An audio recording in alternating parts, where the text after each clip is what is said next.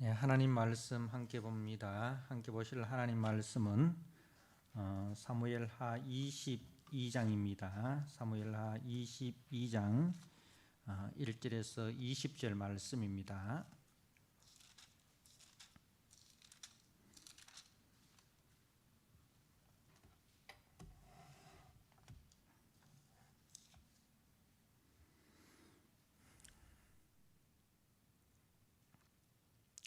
사무엘하 22장 1절에서 20절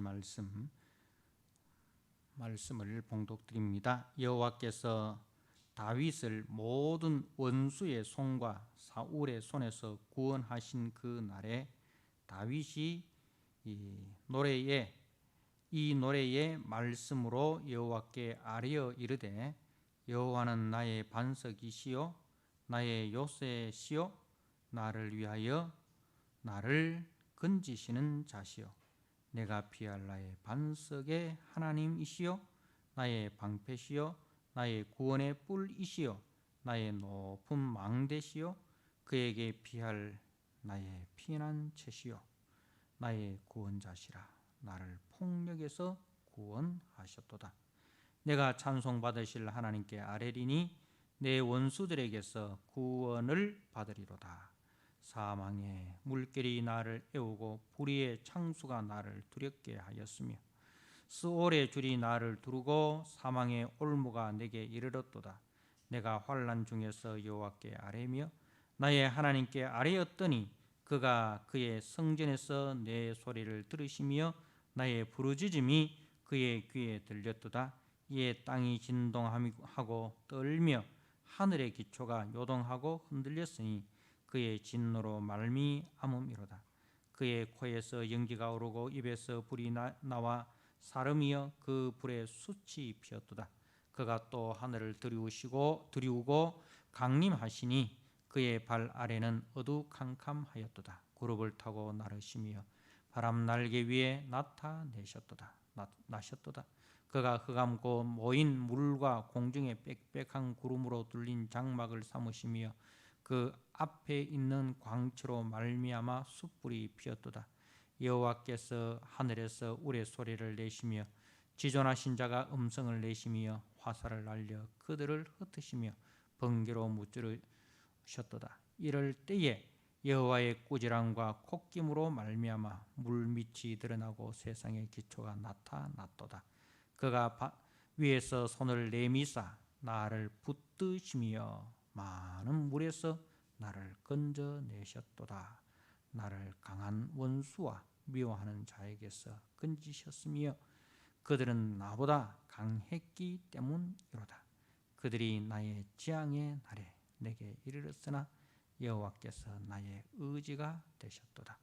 나를 또 넓은 곳으로 인도하시고 나를 기뻐하심으로 구원하셨도다. 아멘. 예, 오늘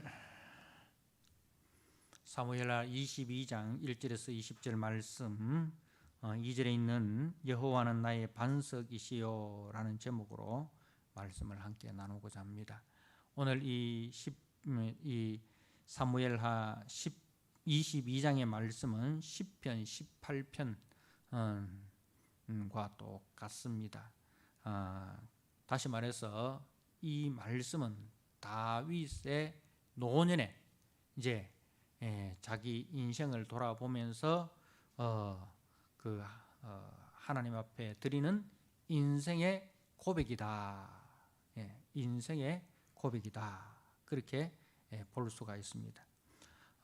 오늘 1절 말씀에 보면 여호와께서 다윗을 모든 원수의 손과 사울의 손에서 구원하신 그 날에 다윗이 이 노래의 말씀으로 여호와께 아뢰어 이렇게 1절은 그렇게 시작을 합니다. 그러니 이것은 이제 하나님에 대한 하나님의 구원에 대한 감사의 찬송이면서 또 기도다. 찬송이면서 기도다. 그렇게 볼 수가 있습니다. 그래서 다윗은 제일 먼저 구원의 하나님을 찬양합니다. 1절에 보면 모든 원수의 손과 사울의 손에서 구원하신 그날에 이렇게 되어 있죠. 자, 그리고 3절에도 나를 폭력에서 구원하셨도다. 그리고 4절에도 내 원수들에게서 구원을 받으리로다. 이렇게 구원이라는 이 단어가 자주 반복해서 이렇게 나타납니다. 자, 그러면 다윗을 어디에서부터 구원하셨습니까? 무엇으로부터 다윗을 구원하셨습니까? 1절에 보니까 다윗을 모든 원수의 손 그리고 사울의 손에서 구원하셨다. 그렇게 되어 있고 또 3절 말씀에 보면 나를 폭력에서 구원하셨도다 라고 되어 있고 4절에는 내 원수들에게서 구원을 받으리로다. 그러니 이렇게 이제 원수의 손 그리고 사울의 손 폭력 그리고 내 원수들에게서 하나님이 다윗을 구원하셨다. 그렇게 볼 수가 있죠. 자, 그러면은 이 구원을 감사하는 다윗은 하나님을 어떻게 표현을 하고 있습니까? 자, 하나님을 2절에 보니까 여호와는 나의 반석으로 표현하고 나의 요새, 그리고 나를 건지시는 자, 그리고 3절에 내가 피할 반석, 나의 방패, 나의 구원의 뿔, 나의 높은 망대, 나의 피난처, 나의 구원자, 이렇게 이제 하나님을 여러 은유적인 표현으로 이제 묘사를 하고 있습니다.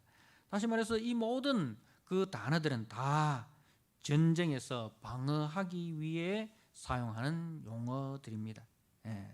반석, 요새, 방패, 구원의 뿔, 높은 망대, 피난처, 구원자, 전부 다 이제 전쟁에서 이제 그 방어하기 위해서 사용하는 용어인데, 그러니 이제 다윗의 일생은 한마디로 쫓겨다니는 일생이었다. 이렇게 표현해도 과언이 아닐 것입니다. 그죠? 사울로부터 다윗은 쫓겨다니고, 그래서 더 이상 이스라엘에는 머물 곳이 없어서 블레셋으로 갔는데, 블레셋에서도 머무를 수 없어서 또 쫓겨나왔고, 그리고 또 이스라엘의 왕이 된 이후에 아들 압살롬의 반역으로 또 쫓겨 다니는 그 삶을 살았습니다. 그러니 이제 쫓겨다니는 다윗에게 있어서 가장 간절한 것은 무엇이겠습니까?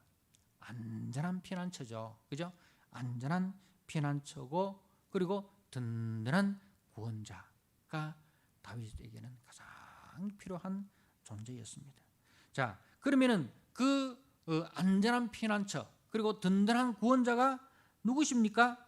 바로 2절과 3절의 말씀에서 바로 여호와 하나님이다. 다윗의 일생은 늘 이렇게 쫓겨다니는 일생이었는데, 그 일생에 있어서 다윗에게 가장 필요한 것은 안전한 피난처고 든든한 구원자였는데, 여호와 하나님이 다윗에게 있어서는 안전한 피난처였고 든든한 구원자였다는 말씀입니다. 그래서 2절 3절에 여호와는 나의 반석이시요 나의 요새시요 나를 위하여 나를 건지시는 자시요 내가 피할 나의 반석의 하나님이시요 나의 방패시요 나의 구원의 뿌리시요 나의 높은 망대시요 그에게 피할 나의 피난처시요 나의 구원자시라. 이렇게 다윗이 하나님에 대해서 여러 은유로 표현을 하고 있는데, 그 표현 하나하나에 다윗의 그 간절함이 담겨져 있고, 그리고 그 하나하나의 표현 속에 다윗의 그 경험, 다윗의 고백이 마음속 깊은 고백이 담겨져 있다는 것입니다. 자, 그러면 다윗은 이런 구원을 어떻게 하나님으로부터 받았습니까? 다윗이 이렇게 하나님으로부터 구원을 받을 수 있었던 그 원인은 어디 있었는가, 이유가 어디 있었는가. 이제 하나님은 이제 무엇 때문에 이렇게 다윗을 도우셨는가. 자, 4절 말씀에 내가 찬송 받으실 여호와께 아뢰니니 내 원수들에게서 구원을 받으리로다. 내가 찬송 받으실 여호와께 아뢰리니 바로 이제 하나님께 기도하였다는 겁니다. 다윗은 그 수많은 원수들에게서, 수많은 그 위기 상황에서 이제 하나님에 대한 하나님께 향한 전적인 신뢰의 기도를 하였다는 겁니다. 사랑하는 성도 여러분, 우리 성도는 수시로 성령 안에서 기도해야 합니다. 기도는 일방적으로 내가 하나님께 드리는 것이라고 생각하는 것은 기도에 대한 일부분이고 기도에 대한 단편적인 이해입니다. 무슨 말씀인가 하면 기도는 내가 일방적으로 하나님을 향하여 간구하는 것, 그 일상에 무엇이 있다는 거예요. 그건 뭐냐? 바로 기도는 내가 하나님의 임재 앞에 서는 것입니다. 하나님의 임재 앞에, 하나님 앞에 내가 서는 것이 기도다. 내가 하나님 앞에 서는 것이 기도다. 사람 앞에 서는 게 아닙니다.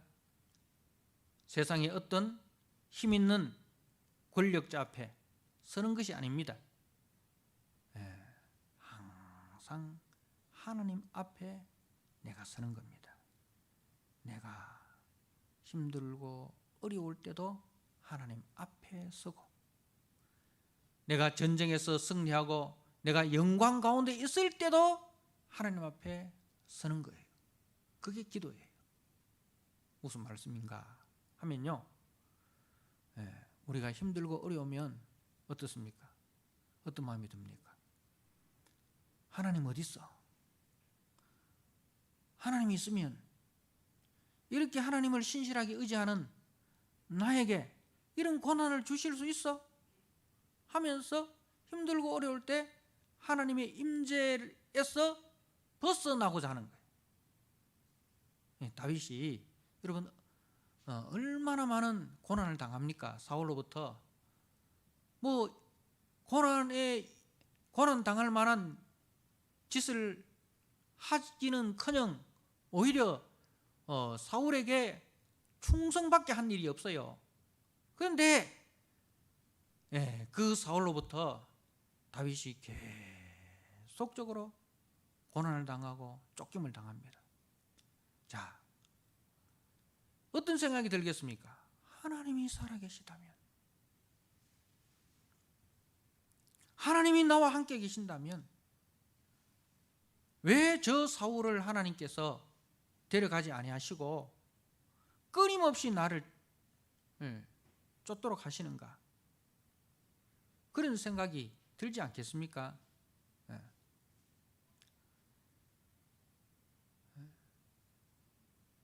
자, 그리고 다윗이 이 통일 이스라엘의 왕이 되었습니다. 그러면은 지나간 모든 고난의 시간이 끝이 나고 이제 고생 끝 행복 시작, 이렇게 되지 않겠습니까? 이제는 하나님 없이도 살 수 있는 그런 때가 되었습니다. 하나님의 도움 없이도 자신의 힘만으로 살 수 있는 그런 상황이 되었습니다. 그럼에도 불구하고 다윗은 늘 하나님의 임재, 하나님 앞에 서는 삶을 떠나지 않았습니다. 그게 기도 생활이에요. 그게 기도 생활입니다. 그래서 기도는 내가 하나님의 임재 앞에 서는 것에서 시작되는 것입니다. 그래서 하나님이 누구시며 그가 무엇을 하셨고 또 지금 무엇을 하고 계시며 장차 무엇을 하실지를 알고 신뢰할 때에 참된 기도가 나옵니다.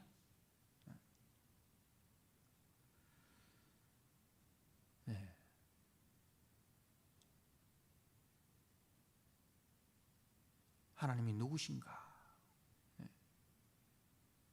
그분이 무엇을 하셨는가? 그리고 그분이 지금 무엇을 하고 계시는가? 그리고 그분이 장차 무엇을 하실 것인가? 에 대한 분명한 인식, 그리고 그에 대한 신뢰. 자, 그리고 그 다음에 그 하나님의 성품, 그 하나님의 능력에 대한 절대적인 신뢰가 있는 자만이 제대로 기도할 수가 있습니다. 다윗의 기도는 바로 하나님에 대한 믿음, 하나님과의 인격적인 관계 가운데서 출발합니다. 그래서 우리 주님께서도 제자들에게, 제자들과 함께 하시면서 계속적으로 이제 무엇을 보여주십니까? 예수님이 누구신가? 예수님이 누구신가? 에 대해서 말씀을 통해서, 또 이적과 또 치유 사역을 통해서, 그죠? 예수님이 누구신가에 대해서 이제 말씀을 합니다. 그분이 무엇을 위해 오셨는가에 대해서 이제 말씀하십니다. 그래서 이제 나중에 제자들이 깨달은 것은 주는 그리스도시요 살아계신 하나님의 아들이십니다. 우리 예수님은 하나님의 아들로서 우리를 죄와 사망에서 구원하시기 위하여 이 땅에 성육신하신 임마누엘 하나님이십니다. 예수님이 누구신가?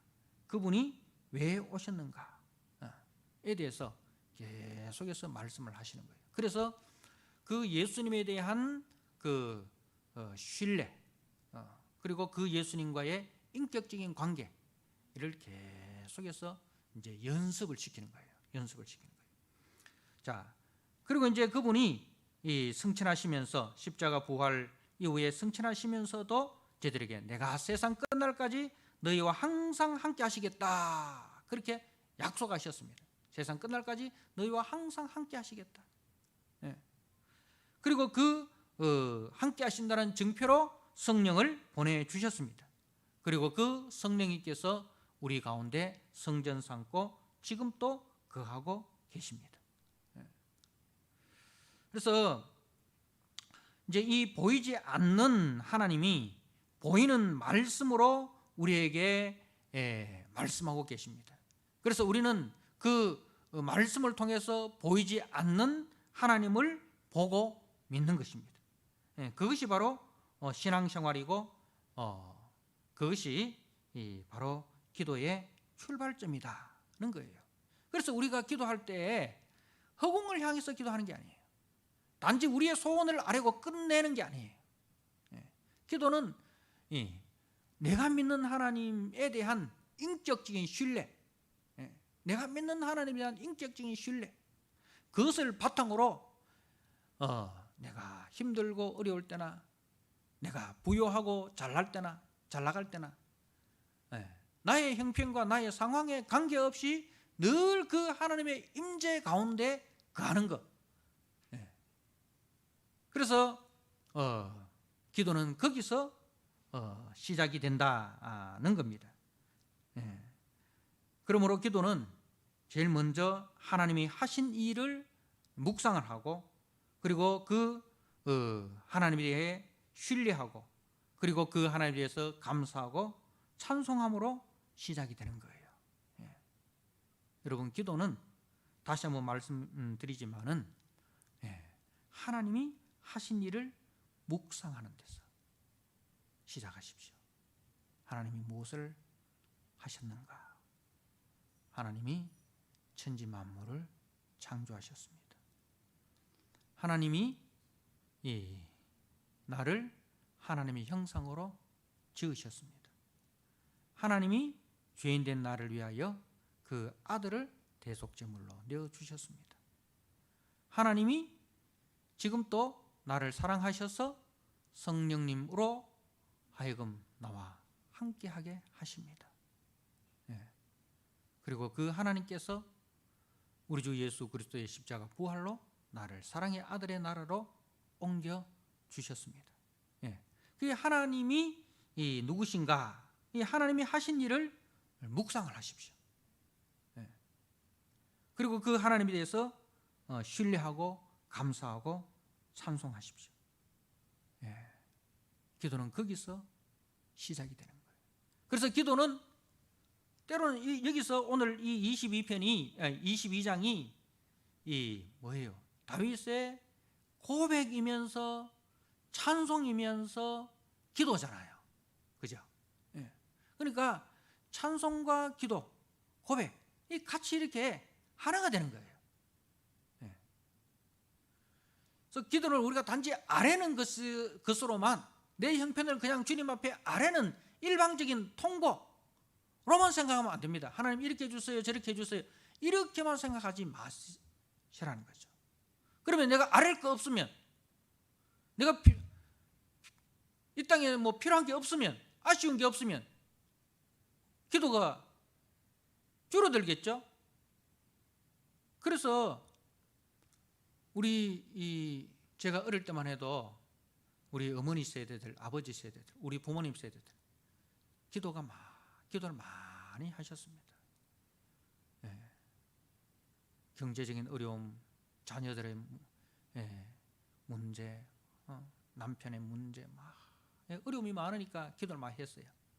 근데 요즘 이제 솔직히 말해서 우리가 기본적인 생활 다 되지 않습니까?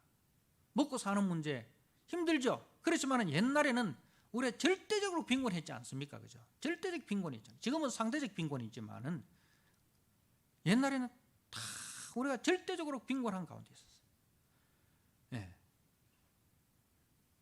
우리는 지금 절대적 빈곤에서 벗어났어요. 그러다 보니까 기도할 게 점점 줄어듭니다. 그래서 기도 모임이 점점 작아지고 있습니다. 예전에는 산마다 좌암산 기도원, 그리고 대구 시내 근교에 그죠? 많은 기도원들이 이제 금요일 저녁만 되면은, 그리고 평일날 저녁에도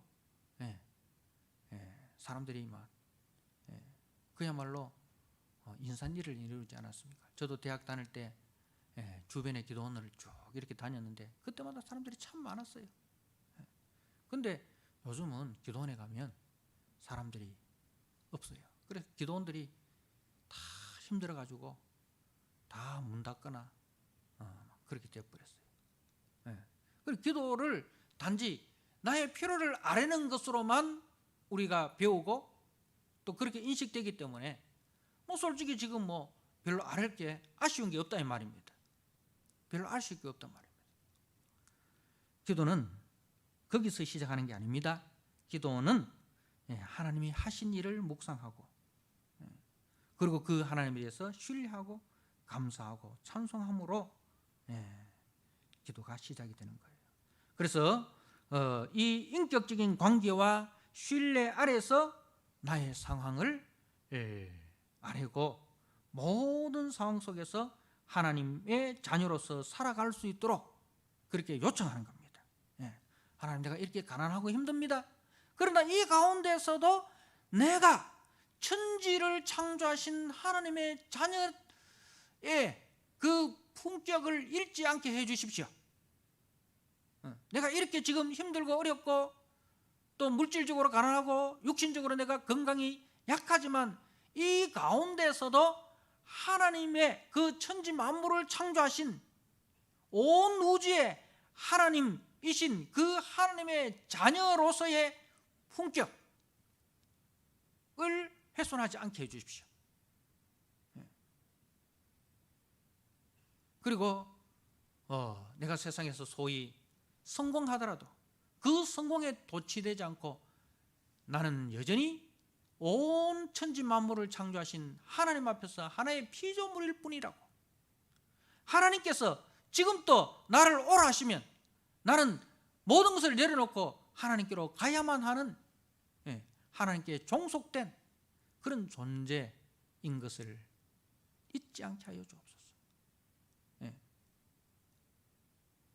그러니까 내가 조금 힘든다고 해서 비굴해지거나 조금 힘든다고 해서 우울해지지 않게 해주시고, 조금 내가 성공했다 해서 교만하거나 자만하지 않게 해주옵소서. 내가 항상 하나님 앞에 하나님을 의존해서 살아가는 존재라는 것을 알게 하여 주옵소서. 힘들거나 또 잘나거나 그 모든 상황 속에서 하나님의 자녀로서 살아가게 해 주십시오. 이것이 바로 하나님의 임재 안에서 드리는 기도입니다. 하나님의 임재 안에서 드리는 기도입니다. 지금 다윗이 드리는 기도의 모습이 바로 이것입니다. 다윗이 말입니다. 힘들고 어려울 때도 하나님 앞에 기도했지만 또 이렇게 왕이 되어가지고 그 힘든 일이 다 지나간 이후에 또 뭡니까? 하나님 앞에서 그 하나님이 하신 일, 나의 나 된 것은 다 하나님의 은혜입니다. 모든 영광을 하나님께 돌리는 거예요. 여러분 대부분 어떻습니까? 힘들고 어려울 때 하나님 찾다가 그 힘들고 어려운 문제 해결되면 하나님 안 찾습니다. 그런데 다윗은 어떻습니까? 힘들고 어려울 때도 하나님 찾지만 그 힘들고 어려운 문제가 다 해결되고 난 이후에도 모든 영광을 하나님께 돌리는 거예요. 그래서 항상 하나님의 임재 안에 가는 것, 그것이 이제 기도의 시작이다는 겁니다. 여러분, 우리가 계시록 3장 20절 말씀에 보면 라오디게아 교회를 향해서 주님이 이렇게 이야기합니다. 볼지어다 내가 문 밖에 서서 두드리노니 누구든지 내 음성을 듣고 문을 열면 내가 그에게로 들어가 그로 더불어 먹고 그는 나로 더불어 먹으리라. 여러분, 이거 우리가 보통 이제 사형이 전도할 때에 마지막 영접 기도문에 영접하는 그 과정에 나오는 성경 구절입니다. 그러니까 불신자로 하여금 이제 신자로 초청할 때 쓰는 그런 그 성경 구절인데, 그런데 그것은 1차적으로 잘못됐어요. 라오디게아 교회에게 주시는 말씀, 성도에게 주시는 말씀이에요. 성도인데 어떤 성도냐? 라오디게아 교회는 나는 부자라 부유하여 부족한 것이 없다, 그렇게 자만하고 교만하였어요. 그러니까 세상적 기준에서 그 교회, 그 성도들은 세상적 기준에서 부족한 것이 없어요. 부유한 교회입니다. 부자 교회입니다. 아쉬운 게 없어요, 세상적으로는. 그런데 그 교회가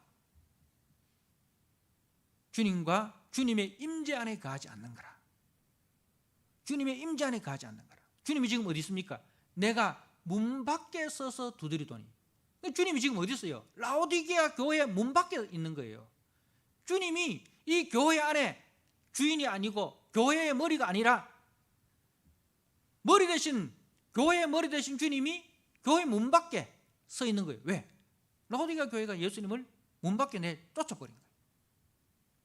예수님 없이도 우리가 얼마든지 부유하고 얼마든지 우리가 잘 되는데, 그러니까 세상적인 그 부유함이 예수님의 그 존재를 잊어버리게 한 거죠.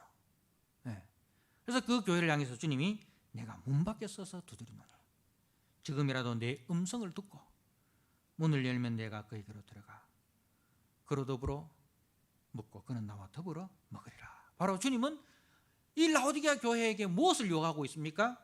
바로 주님과의 인격적인 교제를 원하신다는 거죠.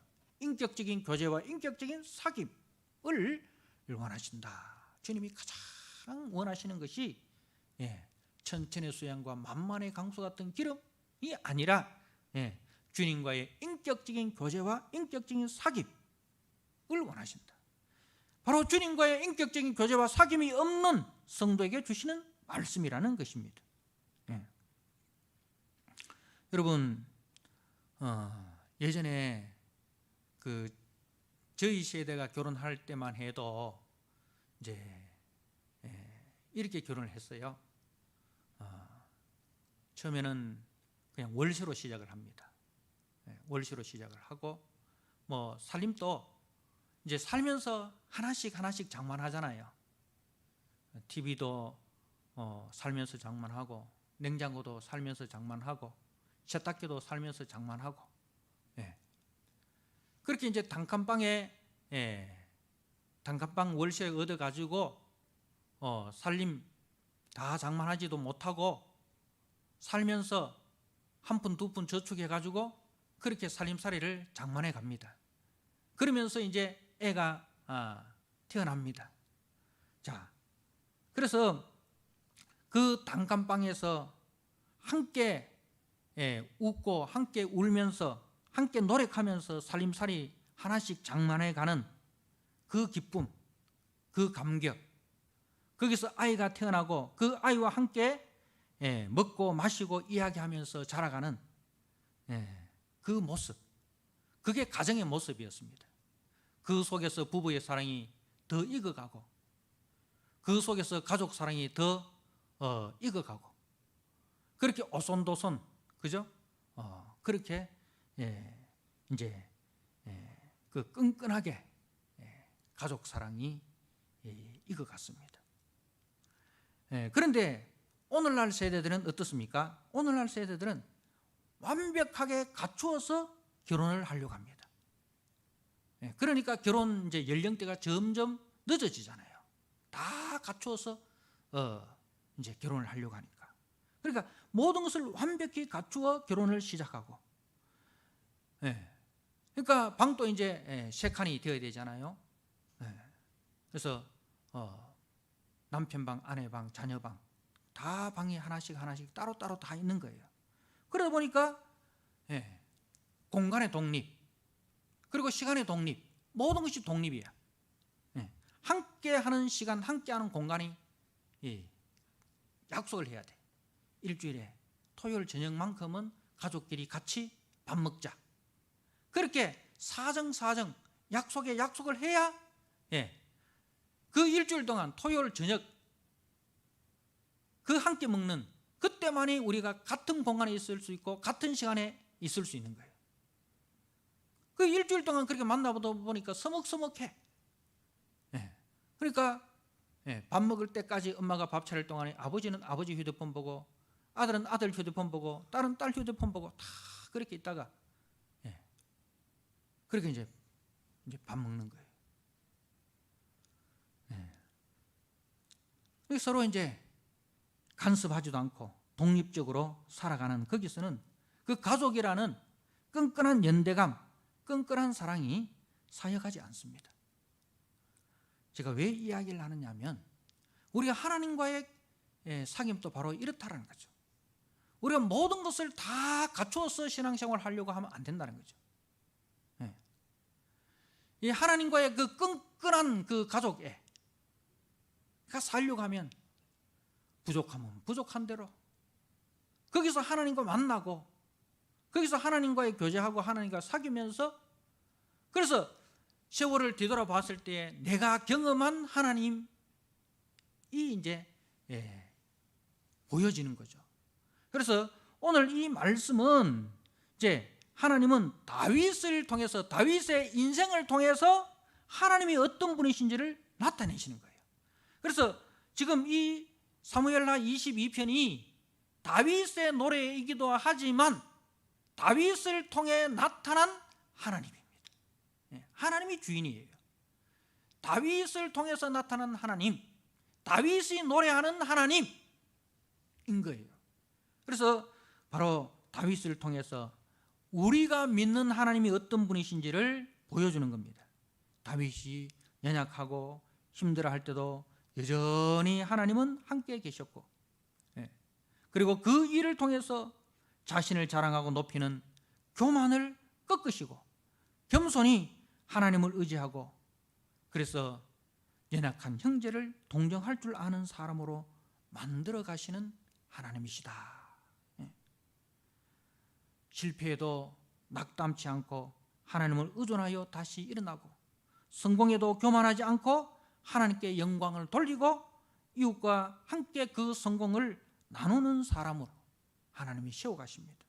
그래서 먼 훗날 인생을 되돌아보면서 나에게 가장 소중한 분은 하나님이시구나. 하나님이 여기까지 나를 인도하셨구나. 하나님과 함께함이 가장 안전한 것이고 하나님과 함께함이 가장 행복한 것이구나. 하나님을 사랑하고 하나님을 닮는 것이 가장 멋있는 인생이구나. 이것을 고백하고 선포하게 하시는 겁니다. 그래서 주님은 나의 보배고 나는 그 보배를 담는 질그릇이구나. 내가 깨어지고 내가 낮아지고 내가 부서져야 보배 되신 주님이 드러나는구나. 오늘 본문은 바로 다윗의 인생을 통해 보여주신 하나님의 이야기입니다.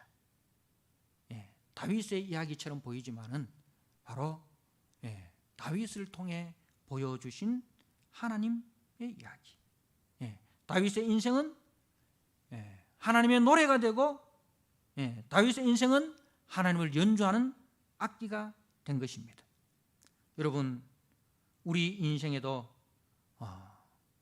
참 우리가 먼 훗날 우리 인생을 되돌아보면서 이렇게 나를 통해 연주되는 하나님의 노래가 나타나는 그런 인생이 되시기를 축복합니다.